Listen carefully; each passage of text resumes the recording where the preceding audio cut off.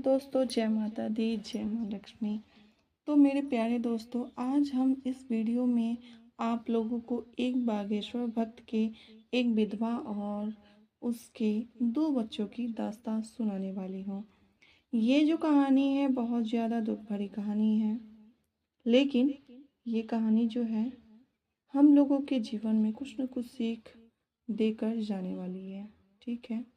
और आज जो मैं कहानी सुनाने वाली हूँ, इसे सुनकर आपके जीवन में बहुत कुछ बदलाव आ सकता है। इसलिए अगर आप देवी देवता को, भगवान को मानने वाले हैं, अगर आप भगवान को मानते हैं तो, अगर आप प्रभु को मानते हैं तो आप इस कहानी को पूरा ज़रूर सुनेंगे। तो आइए बिना देर के हुए, ठीक है, इस कहानी को हम अब स्टार्ट करते हैं। तो एक बार की बात है दोस्तों कि एक विधवा औरत रहती है और उनके दो बच्चे रहते हैं। बच्चे यानी कि उनके दो बेटे रहते हैं।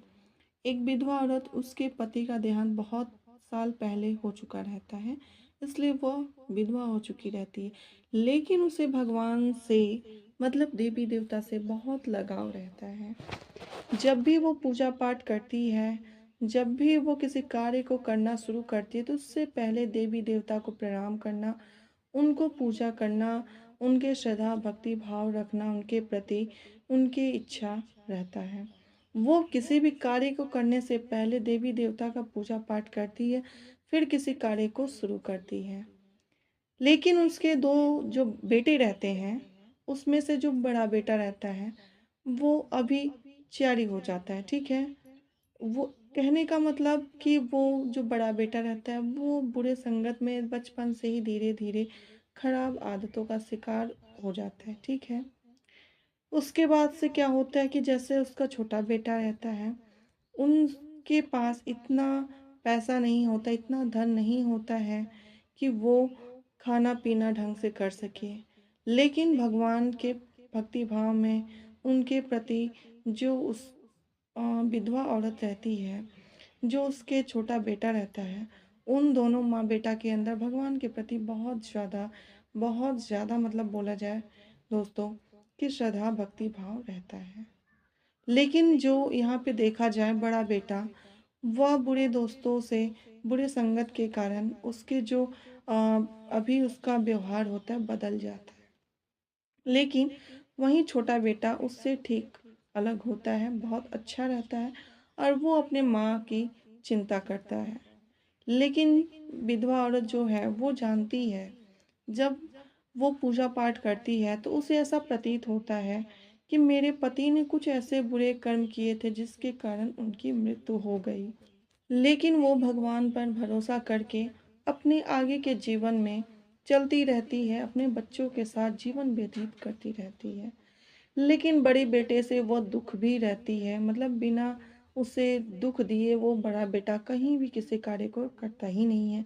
जैसे उसे माँ को देखते ही, भाई को देखते उसे जैसे लगता है कि उसके अंदर कौन सी मतलब क्रोध, कौन सा ऐसा गुस्सा आ जाता है कि वो माँ बे और भाई को देखकर बहुत ज़्यादा क्रोधित होने लगता है।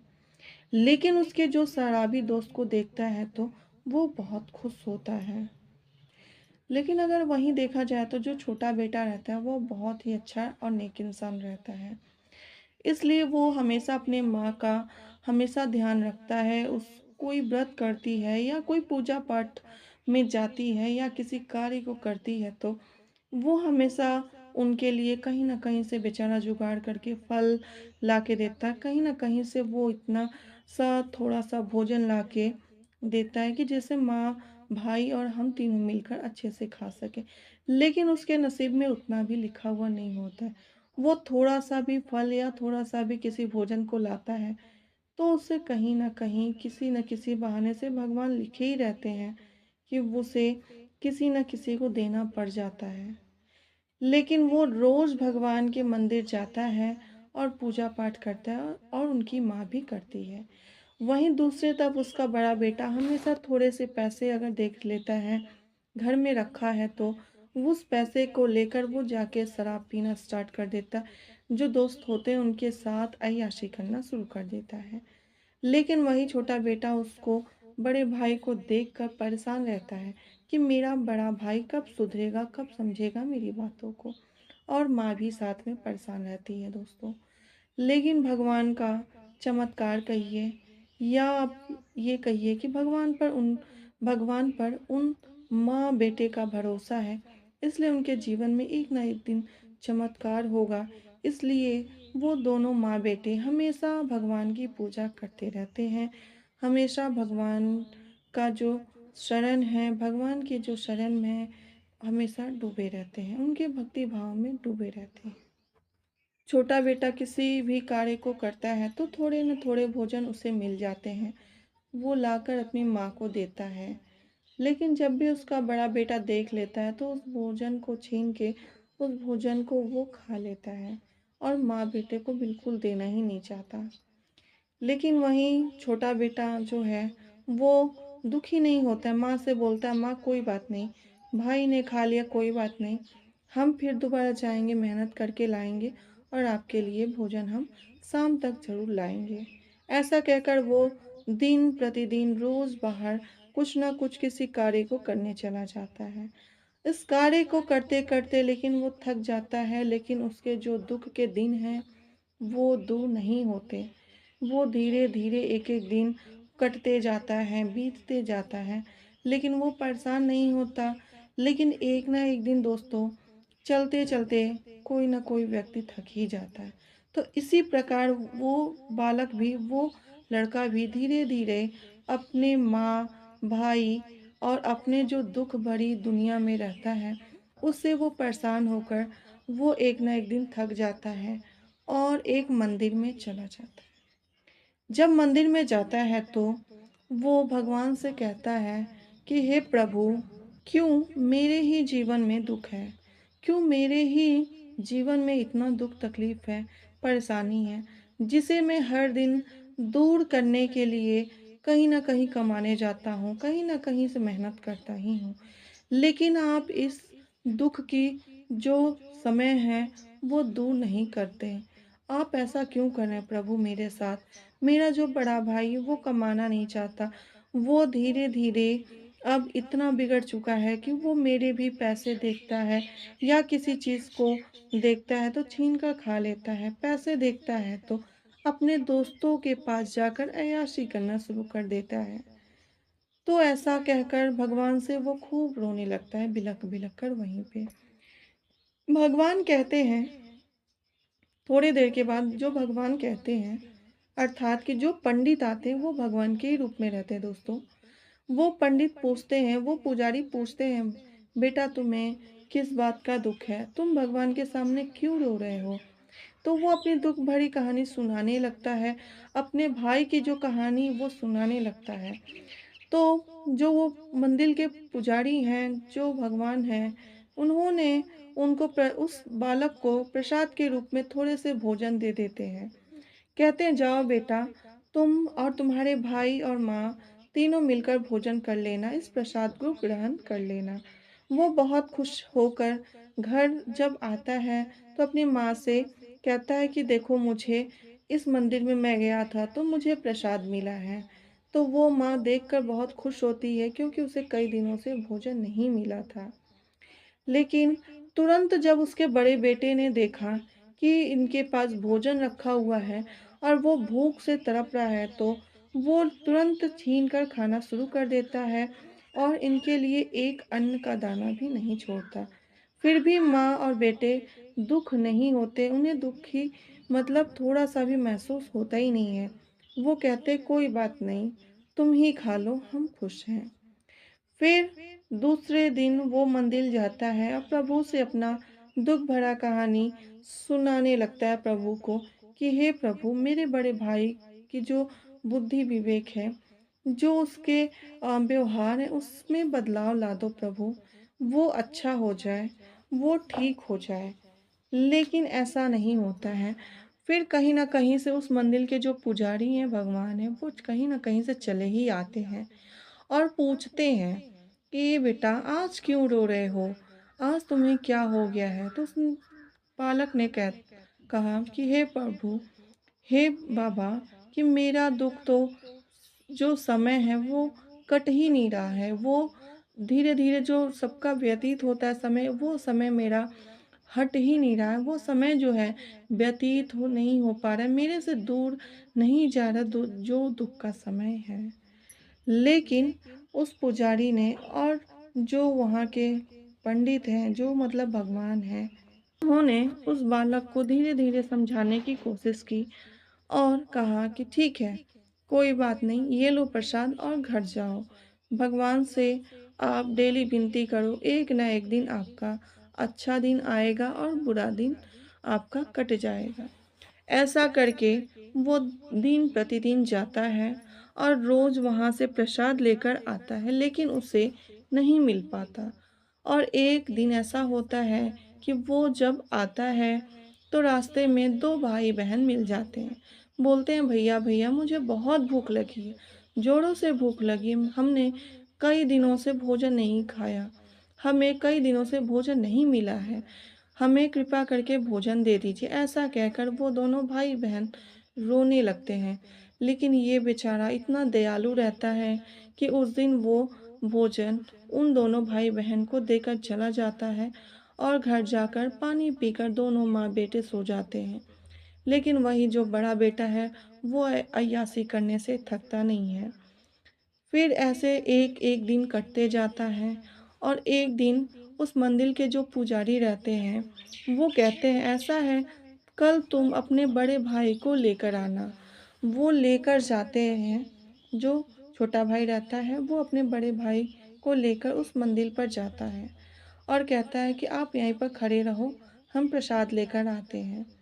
तो मंदिर के जो पंडित हैं, जो पुजारी हैं, वो कुछ रुपए देते हैं छोटे जो बालक हैं उसको। जो बेटा है, छोटा बेटा, उस एक विधवा जो औरत है उसका जो छोटा बेटा रहता है उसको वो कुछ रुपए देते हैं।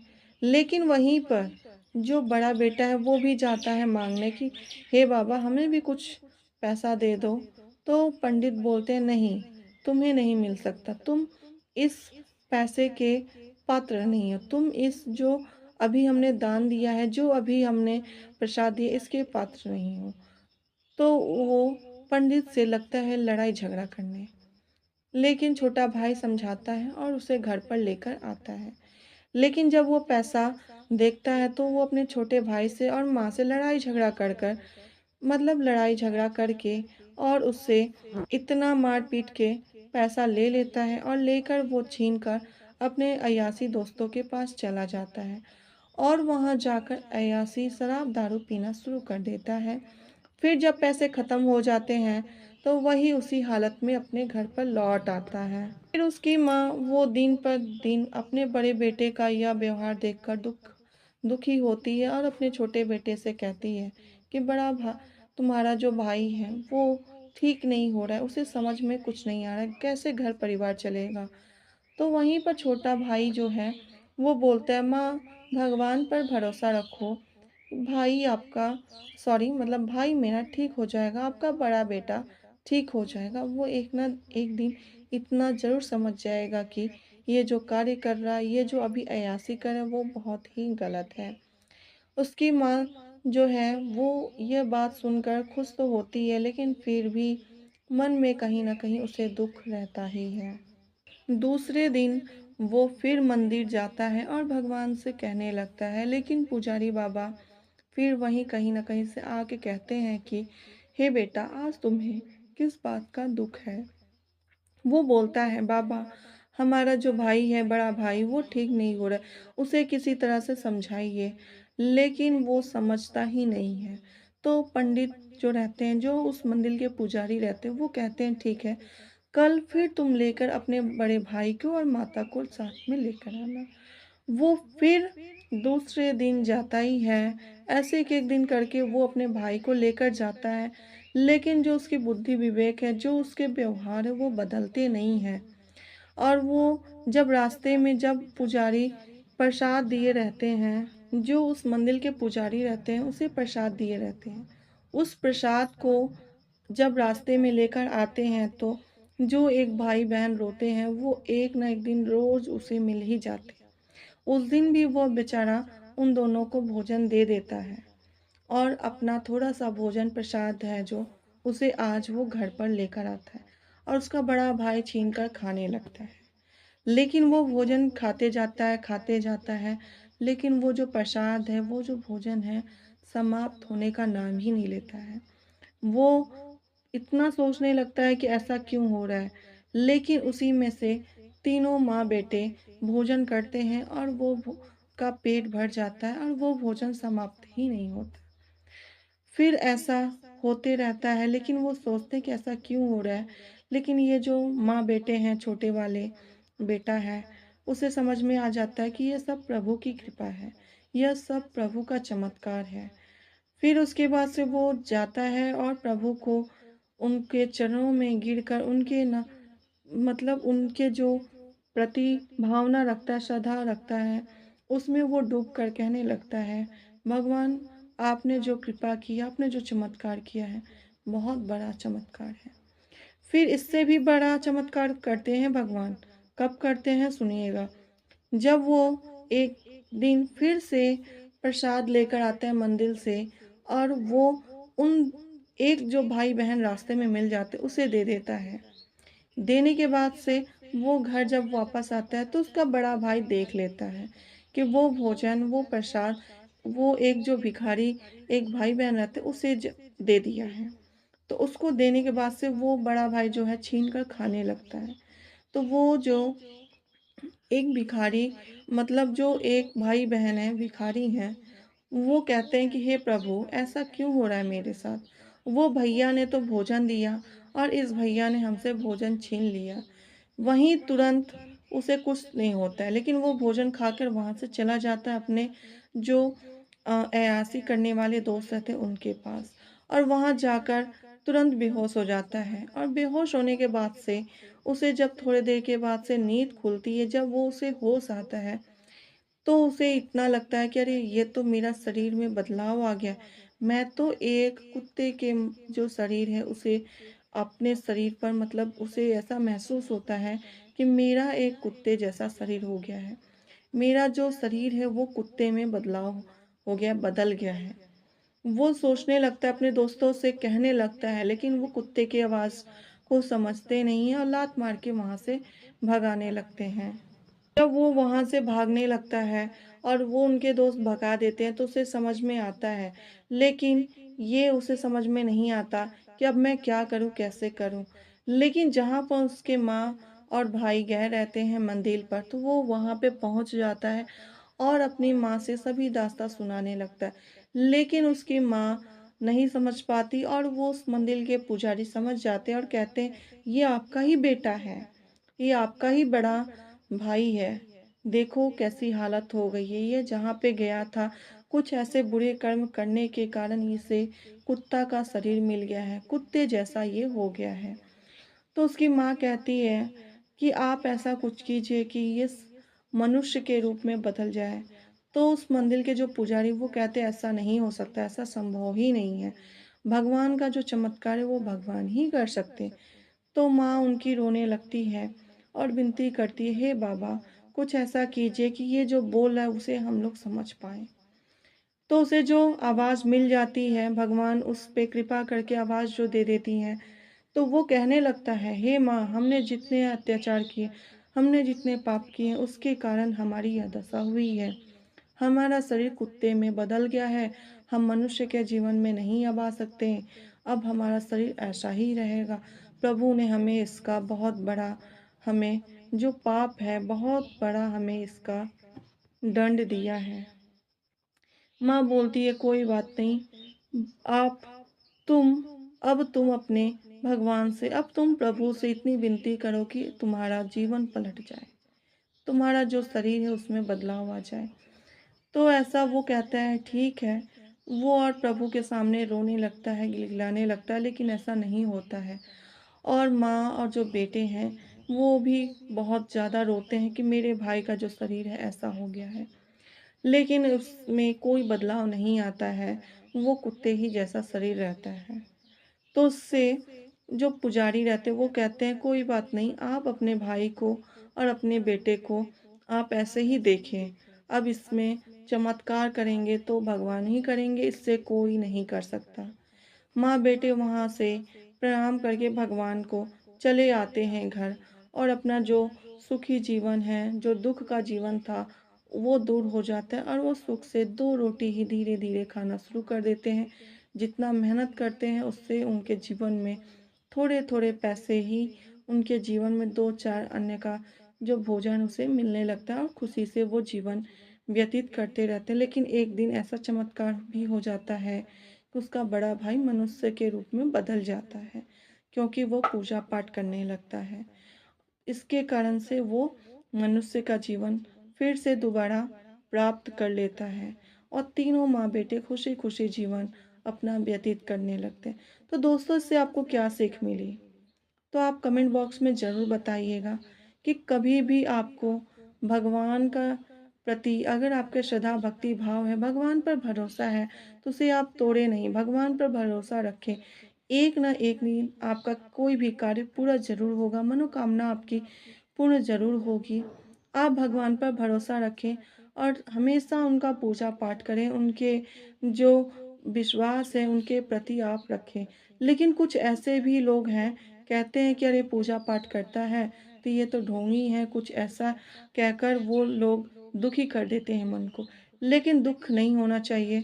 दुखी मन में हमेशा भगवान को खुश देखने के लिए, खुश करने के लिए हमेशा अपने मन से खुश रहना चाहिए कि हे प्रभु, आप मुझे इतना शक्ति दो, आप मुझे इतना अ, इतना मतलब आप मुझे दुख दो कि हम उससे प्रबल हो जाएँ, मतलब उससे हम मजबूत हो जाएँ। दुःख जितना ही मिलता है उससे आदमी मजबूत ही होता है, उससे कमज़ोर नहीं होता।